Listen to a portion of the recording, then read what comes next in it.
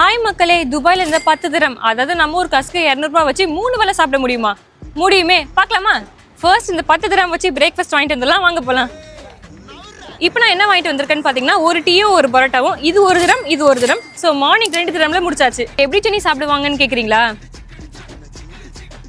இப்படிதான். இது என்னடா காம்பினேஷன் நீங்க யோசிக்கலாம். வெளிநாட்டுல பாதி பேரோட பிரேக்ஃபாஸ்ட் இதுவா தாங்க இருக்கும். இது எப்படி இருக்கும்னு பாத்தீங்கன்னா டீல பிஸ்கெட் தொட்டு சாப்பிட்ற மாதிரி தான் இருக்கும். நெக்ஸ்ட் லஞ்சுக்கு 5 திரம்ஸ்க்கு பிரியாணி வாங்க போறோம். நீங்க நினைக்கிற மாதிரி காக்கா பிரியாணிலாம் இல்லைங்க, சிக்கன் பிரியாணி. வாங்க போலாம். வாங்கியாச்சு, இப்போ வாங்க டேஸ்டிங் பண்ணிடலாமா?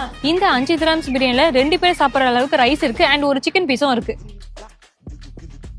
டேஸ்ட் எப்படி இருக்குன்னு பாத்தீங்கன்னா ஹைதராபாத் பிரியாணி மாதிரி இருக்கு. டேஸ்ட் நல்லா தாங்க இருக்கு. இதை நான் எப்படி இவ்வளவு சீப்பா வாங்கினேன்னு பாத்தீங்கன்னா, இதை ரெஸ்டாரண்ட்ல வாங்கல, பப்ளிக் கிச்சன்ல பல்க் குவான்டிட்டில செய்யறதுனால இவ்வளவு சீப்பான பிரைஸ்ல கொடுக்குறாங்க. சோ பேலன்ஸ் எவ்வளவு இருக்குன்னு பாத்தீங்கன்னா 3 திரம் இருக்கு. இந்த 3 திரம் வச்சுதான் இப்ப டின்னர் சாப்பிட போறோம். வாங்க போய் வாங்கிட்டு வந்துடலாம். 3 திரம்க்கு நான் என்ன வாங்கிருக்கேன்னு பாத்தீங்கன்னா ஃபலாஃபல் சாண்ட்விச் தான். ஃபலாஃபல்னா ஒண்ணு இல்லங்க, நம்ம ஊர்ல பருப்பு வடை மாதிரி இங்க கொண்டைக்கல்ல வச்சு செஞ்சிருப்பாங்க. வாங்க எப்படி இருக்குன்னு காட்டுறேன்.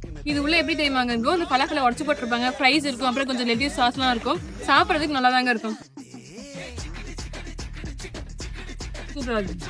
ஒரு வழியா துபாயில 10 திரம் வச்சு 3 வழியும் சாப்பிட்டாச்சு. சோ இந்த மாதிரி துபாயில வேற என்னென்ன பண்ணலாம்னு மறக்காம கமெண்ட் பண்ணுங்க.